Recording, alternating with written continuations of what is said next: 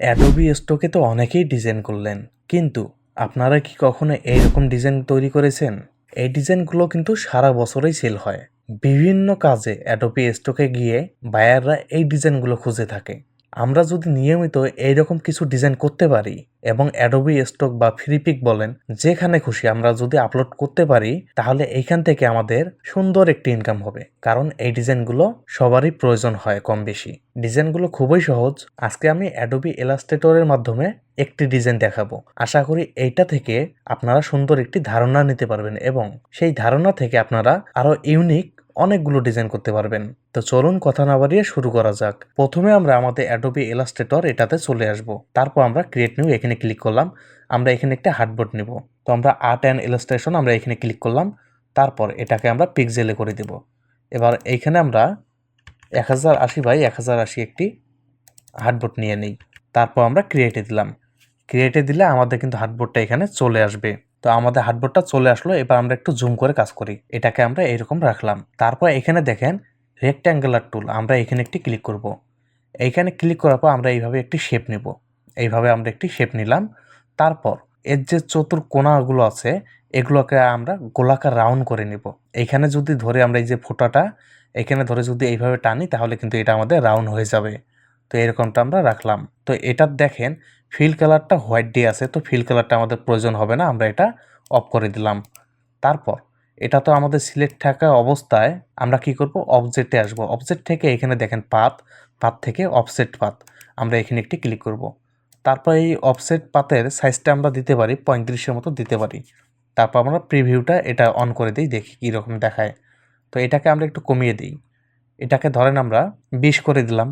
এই সাইজটা আমরা 20 রাখলাম। তারপর আমরা ওকে দিব। ওকে দেওয়ার পর এটা কিন্তু আমাদের দেখেন কপি হয়ে যাবে।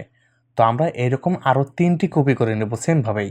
আবার অবজেক্টে আসলাম, পাতে আসলাম, পাত থেকে অফসেট পাত, তারপর আবার আমরা ওকেতে দিলাম। আবার আমরা এটাকে কপি করে নেব, পাত থেকে অফসেট পাত, তারপর আবার আমরা ওকে দিলাম। তাহলে দেখেন এখানে কিন্তু আমাদের 4টা শেপ হয়ে গেছে। এবার আমরা আমাদের কাজটা করতে পারি। তো আমরা আবার পেন টুলে আসবো। পেন টুল থেকে এই যে আমরা শেপগুলো নিলাম এর মাঝ বরাবর আমরা একটি লাইন নেব। এইখানে যদি আমরা রাখি, তো দেখেন আমাদের মাঝে কিন্তু একটি পয়েন্ট দেখাচ্ছে। তো আমরা উপরে একটি ক্লিক করলাম, তারপর শিফট ধরে এই সাইডে একটি ক্লিক করলাম এইভাবে। এবার আমরা কি করব, আবার রেক্ট্যাঙ্গুলারে আসব। তারপর এই বাইর থেকে আমরা এইভাবে একটি শেপ নেব। এইভাবে একটি আমরা শেপ নিলাম।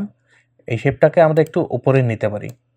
এটাকে আমরা এইভাবে একটু উপরে নিলাম। তারপর আমরা জুম করব একটু। আমরা চাইলে এখান থেকে পেন টুলের এই যে টুলটা আমরা সিলেক্ট করব। তারপর আমাদের এই শেপটাকে আমরা এইভাবে একটু উপরে তুলব। শিফট ধরে তুলতে পারি, আমরা এইভাবে একটু উপরে তুললাম। তারপর সেমভাবে এটাকেও আমরা একটু উপরে তুলব এইভাবে।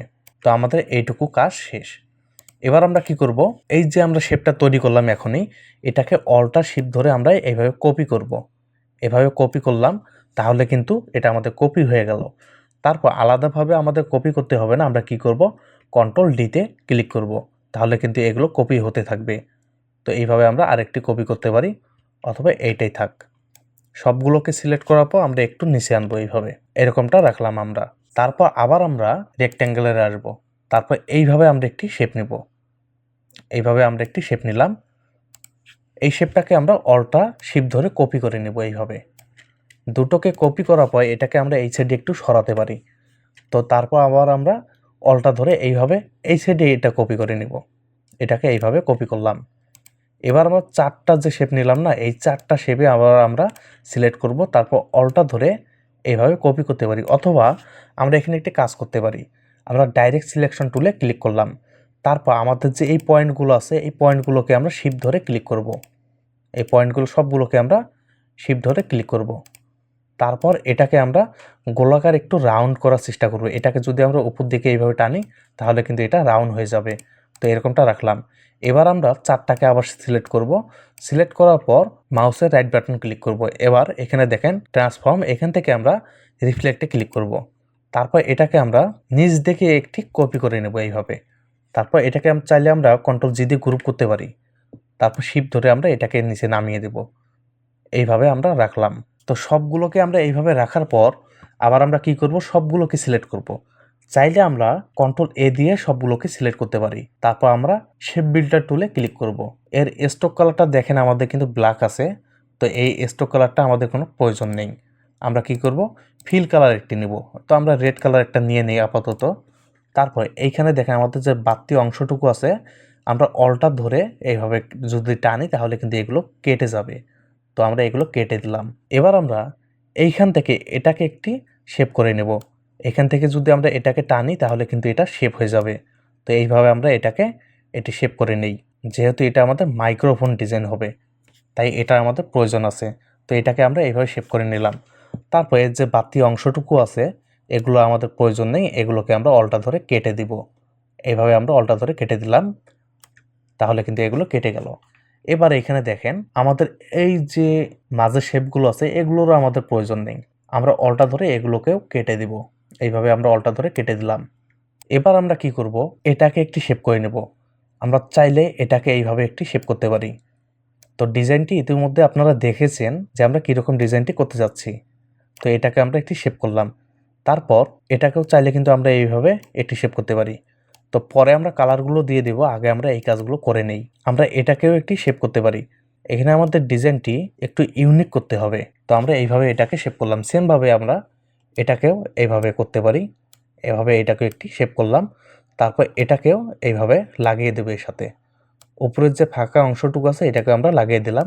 পরে আমরা কালার দিয়ে দিব। এখনই দিতে পারি, আমরা চাইলে কিন্তু ব্ল্যাক কালারটা সিলেক্ট করতে পারি।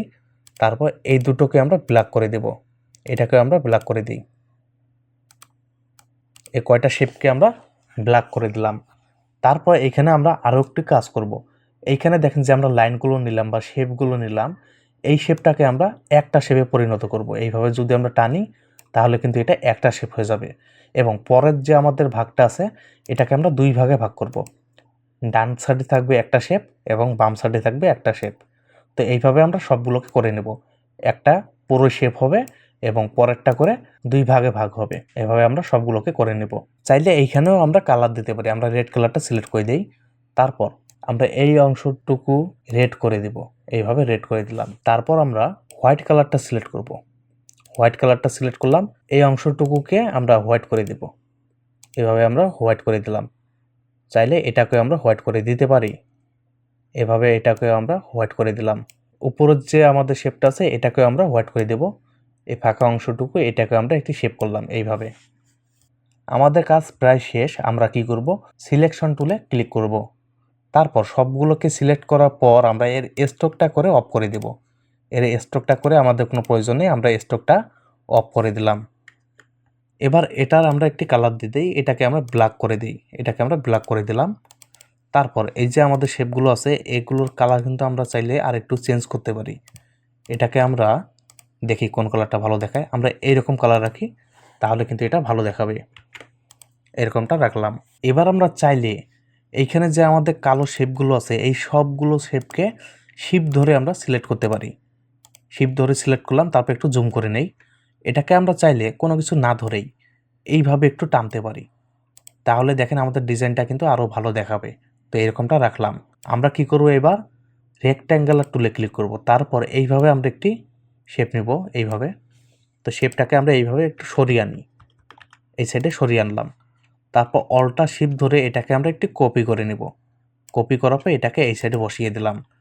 তারপর সবগুলোকে সিলেক্ট করব কন্ট্রোল এ দিয়ে, তারপর এটাকে গ্রুপ করে রেখে দিই। আমাদের কিন্তু এই অংশটুকুর কাজ শেষ।